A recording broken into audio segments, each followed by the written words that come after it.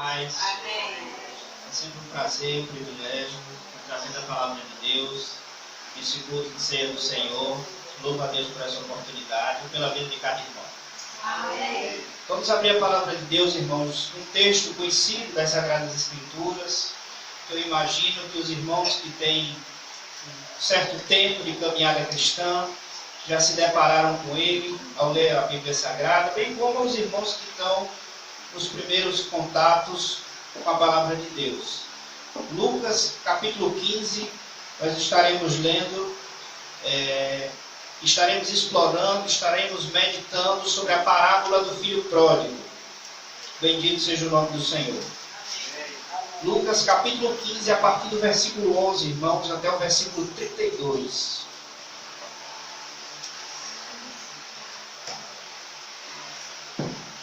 Bendito seja Deus. Os irmãos acharam? Amém. Louvado seja Deus. A parábola do filho pródigo. Vamos nos colocar de pé, irmãos, em reverência à palavra de Deus. Bendito seja o nome do Senhor. Disse mais: certo homem tinha 2 filhos. O mais moço disse ao pai: Pai, dá-me a parte dos bens que me cabe por herança. Então o pai repartiu seus bens entre eles. Versículo 13. Poucos dias depois, o filho mais moço, juntando todas as suas coisas, partiu para um país distante e lá desperdiçou seus bens, vivendo de modo irresponsável. E depois de gastar tudo, houve naquele país uma grande fome, e ele começou a passar necessidade. Então se colocou a serviço de um dos cidadãos do país, e este o mandou para os seus campos, para cuidar de porcos. Ele desejava encher o estômago com as alfarrobas que os porcos comiam, mas ninguém lhes dava nada. Ele, porém, caindo em si, disse: quantos empregados de meu pai têm fartura de comida e eu estou aqui passando fome? Vou me levantar, irei até meu pai e lhe direi: Pai, pequei contra o céu e contra ti. Não sou digno de ser chamado teu filho. Trata-me como um dos teus empregados. E levantando-se foi para o seu pai. Estando ele ainda longe, seu pai o viu, encheu-se de compaixão e correndo lançou-se ao seu pescoço e o beijou. E o filho lhe disse: Pai, pequei contra o céu e contra ti, não sou mais digno de ser chamado teu filho. Versículo 22. Mas o pai disse aos servos: Trazei depressa a melhor roupa e vestiu, ponde-lhe um anel no dedo e sandálias nos pés. Trazei também o melhor bezerro e matai-o, comamos e alegremo-nos. Porque este meu filho estava morto e reviveu, havia se perdido e foi achado, e começaram a se alegrar. O filho mais velho estava no campo, e quando voltava ao aproximar-se de casa, ouviu a música e as danças, e chamando um dos servos, perguntou-lhe o que era aquilo. Este lhe respondeu: teu irmão voltou, e teu pai matou o melhor bezerro, pois o recebeu são e salvo. Mas ele se indignou e não quis entrar. Então o pai saiu e insistiu com ele. Ele, porém, respondeu ao pai: há tantos anos te sirvo, e nunca desobedeci a uma ordem tua. Mesmo assim, nunca me destes um cabrito para eu me alegrar com meus amigos. Chegando, porém, este teu filho, que desperdiçou os teus bens com prostitutas, matastes para ele o melhor bezerro. Mas o pai lhe disse: filho, tu estás comigo, e tudo o que é meu é teu. Mas era justo festejarmos e nos alegrarmos, pois este teu irmão estava morto e reviveu, havia se perdido e foi achado. Louvado seja o nome do Senhor. Peço que os irmãos permaneçam de pé enquanto eu vou orar ao Senhor, pedindo a Deus graça e misericórdia para que Ele abra o nosso entendimento. Soberano Deus e eterno Pai, eis aqui a tua palavra, Senhor. A tua palavra, ó Pai, poderosa, transformadora, resgatadora, redentora, Pai Santo. Eu suplico a tua graça bondosa para que eu possa falar única e exclusivamente aquilo que o Senhor deseja, Pai. Que nós possamos sair daqui, ó Deus, confrontados, acalentados, ó Deus, edificados pela tua palavra. Precisamos do Senhor, ó Pai. Opera no nosso meio através da pregação da tua palavra, em o nome de Jesus. Amém. Os irmãos podem tomar assento, em nome de Jesus. Irmãos, como eu já tinha mencionado, esse texto é seguramente um dos mais conhecidos e mais rotineiros quando nós estamos lendo os 4 evangelhos. A parábola do filho pródigo retrata 3 histórias, basicamente, com a ênfase na fuga do filho pródigo. Nós temos o filho pródigo, nós temos o filho mais velho e nós temos o comportamento do pai. A parábola ilustra algumas verdades espirituais que tem o condão, irmãos, que tem a força de nos edificar em Cristo Jesus. Em síntese, o que eu posso adiantar aos irmãos é que esse texto de relativamente grande, do versículo 11 ao versículo 32, ele diz respeito à bondade de Deus. E a bondade de Deus tem tudo a ver com a minha e com a sua vida. A bondade de Deus tem tudo a ver com esse culto. A bondade de Deus tem tudo a ver com os nossos dias. A bondade de Deus tem tudo a ver com a nossa rotina. A bondade de Deus tem tudo a ver com a sua graça redentora e misericordiosa que nos trouxe até aqui. E o Senhor, por sua bondade, por sua misericórdia, nos conta uma história de alguém que era portador ou que vivia em um contexto em que absolutamente não era de escassez, não era de adversidade, não eram de grandes dificuldades. Mas ele escolheu traçar um caminho onde ele pudesse governar sua própria história, onde ele pudesse ter suas próprias escolhas, onde ele pudesse ter como único e exclusivo guia os seus prazeres. Nós estamos falando aqui do personagem central desse texto, que é o filho pródigo. O filho pródigo que elegeu como comportamento, que elegeu como Deus os seus prazeres, que elegeu como Deus as suas vontades, que elegeu como Deus a necessidade que tinha de acreditar que podia traçar e guiar a sua própria vida. Diz o versículo 19, o versículo 11, irmãos. Diz o versículo 12. O mais moço disse ao pai: Pai, dá-me a parte dos bens que me cabe por herança. Então o pai repartiu seus bens entre eles. Engraçado, irmãos, é que hoje, nos dias atuais, é vedado e é impossível um filho ter a herança de um pai vivo. É impossível, é vedado a herança entre pessoas vivas. É a mesma que você chegar ao seu pai e dizer: Pai, eu desejo a sua morte, porque eu pretendo ficar com o seu patrimônio. Essa história a gente já até viu em alguns casos trágicos da vida do país. E isso é muito significativo, porque também naquele contexto havia um peso. Ele disse: Pai, dá-me a parte dos bens que me cabe por herança. Então o pai repartiu seus bens entre eles. A primeira característica da vida do filho pródigo é que ele acreditou que os seus desejos pecaminosos, que os seus anseios diabólicos e perversos, porque humanos, porque seu comportamento de alguém que, trazendo para os dias atuais, trazendo para o contexto bíblico do Novo Testamento, era alguém que queria andar e proceder como um filho da ira, como um filho da desobediência, como alguém que vive e se porta com indiferença aos caminhos do Senhor.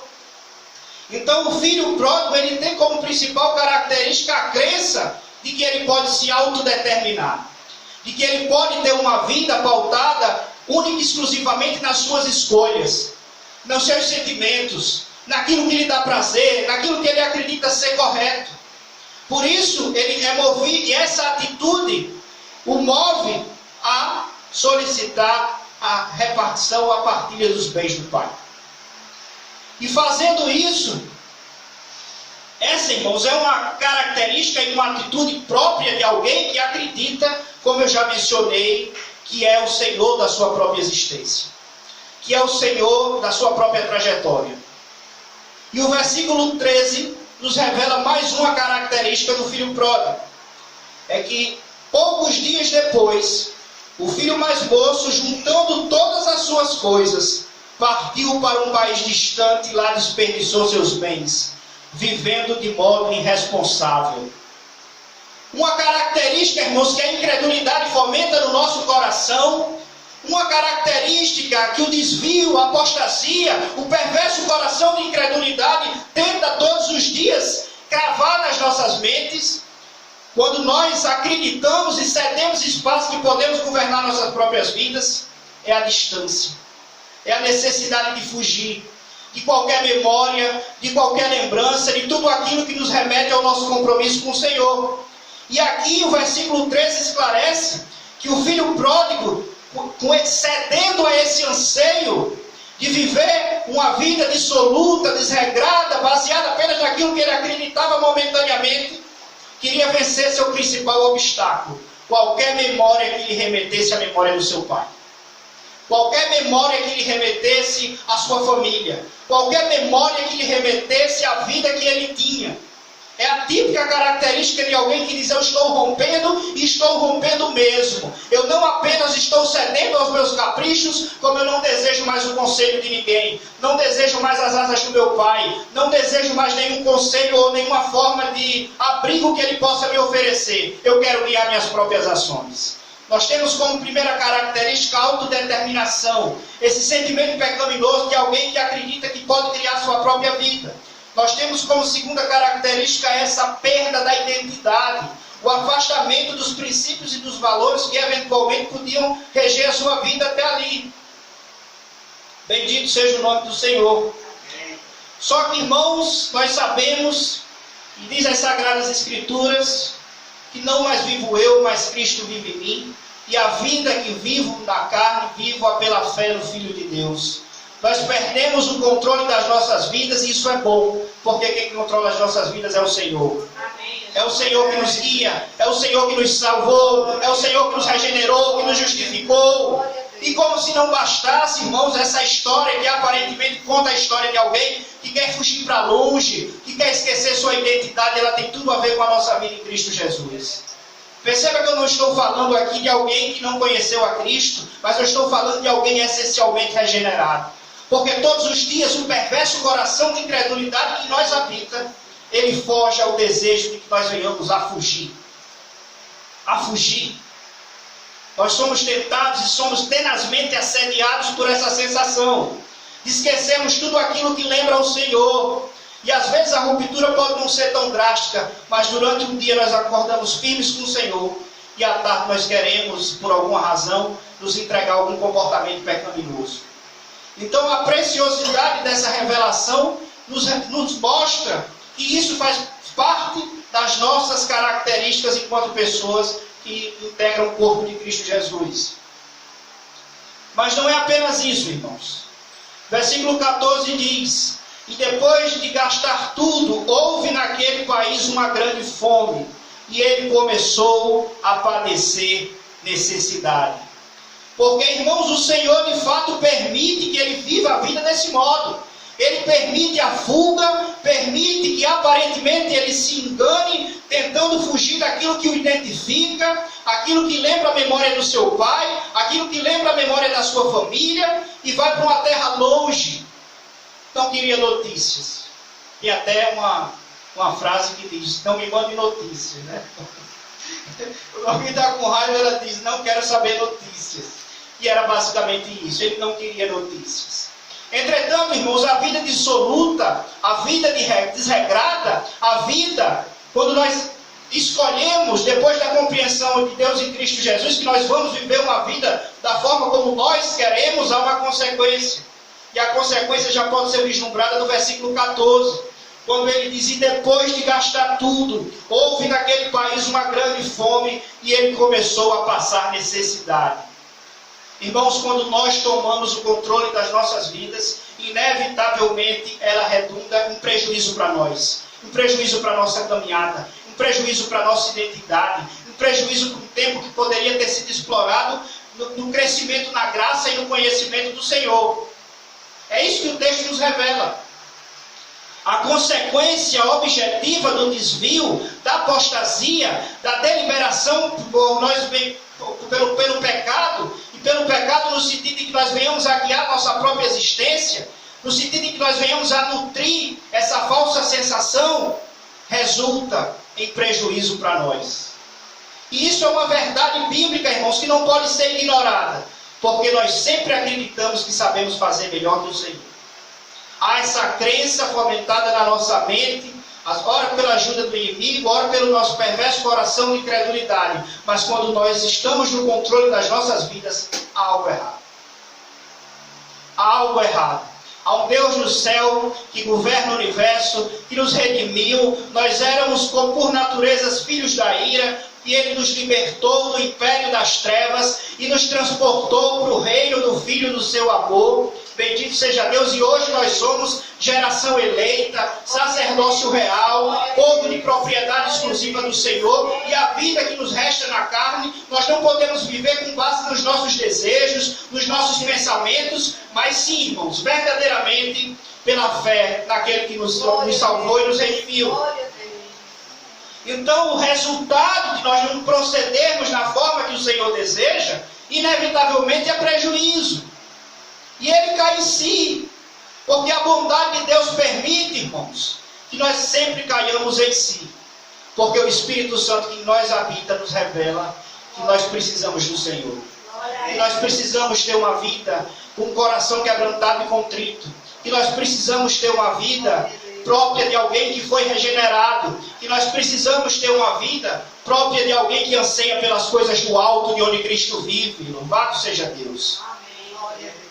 Versículo 15 diz: ele passa, após cair em si, após a consciência de que tudo aquilo era um mar de ilusões, após a consciência de que ele não poderia guiar sua própria vida, após a consciência de que os prazeres da terra também são limitados, após a consciência de que os prazeres da vida não são capazes de suprir nosso principal anseio, que é a salvação em Cristo Jesus, nós podemos também aplicar perfeitamente esse versículo às nossas vidas, que ele passa a fazer o caminho de volta.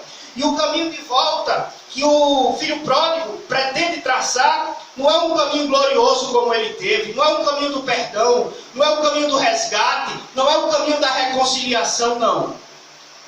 Não, porque a ideia de graça, irmãos, ela nos surpreende profundamente. Somos salvos pela graça, remidos pela graça e vivemos pela graça. Bendito seja Deus. E ele diz no versículo 15: então se colocou a serviço de um dos cidadãos do país, e este o mandou para seus campos para cuidar de porcos. Ele desejava encher o estômago com as alfarrobas que os porcos comiam, mas ninguém lhe dava nada. Ele, porém, caindo em si, disse: quantos empregados de meu pai que têm fartura de comida, e eu estou aqui passando fome. Versículo 18 ilustra bem, irmãos, aquilo que eu estou trabalhando. É a consciência de que provavelmente ele não fosse perdoado. É a consciência que de fato ele pecou e o seu pecado possivelmente tivesse repercussões irreversíveis. Ele diz: vou me levantar, irei até meu pai e lhe direi: pai, pequei contra o céu e contra ti. Louvado seja o nome do Senhor.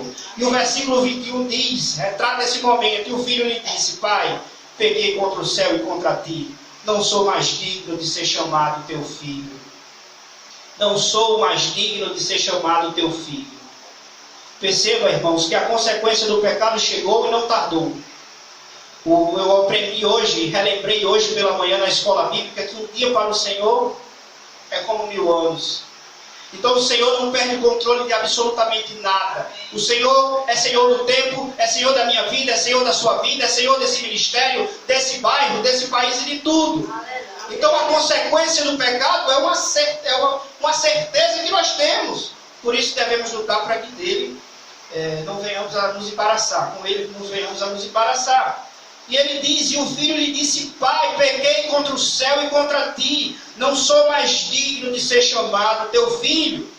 E assim é a nossa condição diante de Deus. Era diante de Deus até a obra redentora de Cristo Jesus. Nós não éramos dignos de ser chamados filhos do Senhor. Mas há algo, irmãos, chamado misericórdia, há algo chamado graça, há algo chamado redenção, a obra da justificação que nos dá vida, porque pela graça sois salvos por meio da fé, e isto não vem de nós, é dom de Deus, não vem de obras para que ninguém se glorie, porque somos inteiramente dependentes desse favor imerecido, irmãos. O versículo 21 retrata perfeitamente a nossa condição diante de Deus, a nossa condição natural. Acredito que o filho pródigo ainda estivesse numa melhor, porque ele inicialmente chama seu pai de pai. Mas nós somos, por natureza, irmãos, filhos da ira. E ele diz: pai, pequei contra o céu e contra ti, não sou mais digno de ser chamado teu filho.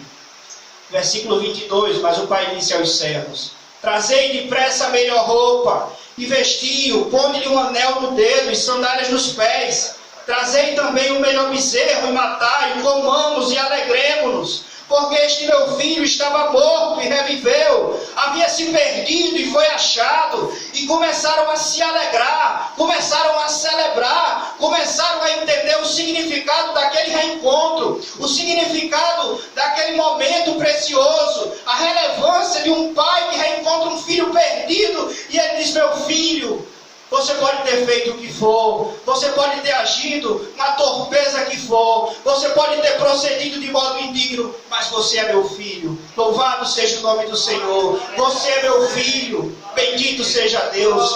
É o sentimento paterno, irmãos, ilustrando a bondade de Deus através dessa parábola. Bendito seja o nome do Senhor. Trazei depressa a melhor roupa e vestiu, ponde-lhes um anel no dedo e sandálias nos pés. Trazei também o melhor bezerro e matai-o. Comamos-nos e alegremos, porque este meu filho estava morto e reviveu, havia se perdido e foi achado, e começaram a se alegrar. Irmãos, felizmente hoje, aqui nessa igreja, aqui não há filhos pródigos. Os filhos pródigos, eles estão espalhados pelas ruas, eles estão nos bares, eles estão na devassidão, eles estão longe de tudo aquilo que possa retratar a sua identidade em Cristo Jesus. Eles estão vivendo, tendo como guia o seu próprio coração. Entretanto, há a segunda parte da mensagem que é destinada a falar e a traçar algumas características acerca do irmão mais velho, que é retratado como o filho mais velho. Portanto, eu peço aos irmãos que sigam na mesma atenção e vamos ler o versículo 25. O filho mais velho estava no campo e quando voltava, ao aproximar-se de casa, ouviu a música e as danças. E chamando um dos servos, perguntou-lhe que era aquilo. Este lhe respondeu: teu irmão voltou, e teu pai matou o melhor bezerro, pois o recebeu são e salvo. Versículo 28. Mas ele se indignou e não quis entrar. Então o pai saiu e insistiu com ele. Ele, porém, respondeu ao pai: há tantos anos te sirvo e nunca desobedeci a uma ordem tua. Mesmo assim, nunca me destes um cabrito para eu me alegrar com os meus amigos. Irmãos, perceba que a postura do filho pródigo não é de alegria, não é de celebração, não é de se alegrar com os que se alegram. Ele não compreende a beleza, a relevância e o significado desse momento do reencontro do pai com o filho. Ele, pelo contrário, rejeita. Ele, pelo contrário, se sente excluído. Ele, pelo contrário, não se sente contemplado com a festa que o pai promove. E isso, irmãos, diz muito sobre a nossa caminhada cristã. Diz muito sobre a nossa vida em Cristo Jesus. É porque o Senhor nos diz que Ele solta, me ajuda, André, a 99, o Senhor tem mais alegria em um pecador salvo do que 99 justos que não precisem de arrependimento. Então há aqui essa celebração pelo retorno do filho, pelo significado que aquilo sinalizava para a sua vida. O filho, entretanto, não compreende. O filho rejeita aquela celebração. E o pai está dizendo, no versículo 31, mas o pai lhe disse: filho, tu sempre estás comigo, e tudo o que é meu é teu. Louvado seja Deus. Irmãos, para nós que estamos em Cristo Jesus, para nós, irmãos, que estamos celebrando a redenção, para nós que iremos daqui a pouco celebrar a ceia do Senhor, para nós, irmãos, que somos geração eleita, sacerdócio real, povo de propriedade exclusiva do Senhor, há banquete todo dia.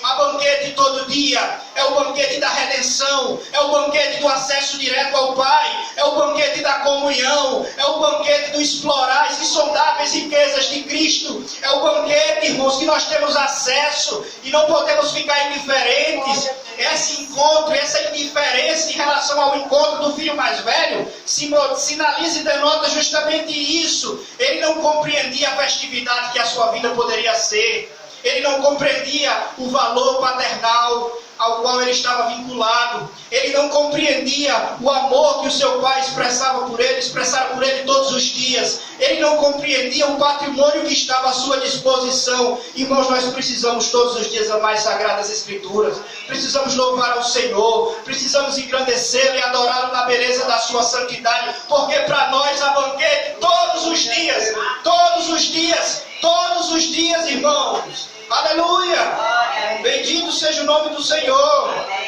Versículo 31. Mas o pai lhe disse: filho, tu estás sempre comigo, e tudo que é meu é teu. Portanto, tenhas prazer no retorno do teu irmão. Tenha prazer. Bendito seja o nome do Senhor. Aproveite o significado desse retorno e aprenda a celebrar todos os dias o seu pai. Bendito seja o nome do Senhor. É o poder do sangue de Jesus, irmãos. As coisas se modificam, a tecnologia avança numa velocidade monstruosa. Isso afeta a nossa vida, afeta a forma do nosso entretenimento, afeta a forma como nós vivemos, mas o Senhor permanece eternamente. Permanece eternamente, a sua palavra permanece eternamente. Aleluia! Então nós identificamos essa característica da falta de festividade em relação àquilo que ele já possuía. A incompreensão em relação à riqueza, não apenas, irmãos, em relação aos aspectos materiais, mas do valor afetivo que a paternidade do seu pai simbolizava para a sua vida, representava para a sua existência. Bendito seja o nome do Senhor. Versículo 32, irmãos. Diz assim a palavra de Deus: mas era justo festejarmos e nos alegrarmos, pois este teu irmão estava morto e reviveu, havia se perdido e foi achado. Que jamais venhamos a perder, irmão, jamais, a alegria do nosso resgate, a alegria, irmãos, da nossa redenção, a alegria da nossa justificação, a alegria do acesso direto a Deus. Mas mais do que isso, que venhamos sempre nos alegrar com o retorno daqueles que foram, com o retorno daqueles que se enganaram, com o retorno daqueles que acharam que poderiam controlar suas próprias vidas. Não, quem controla a nossa vida é o Senhor. E essa é a melhor notícia que nós poderíamos receber essa noite. Agradeço por tudo.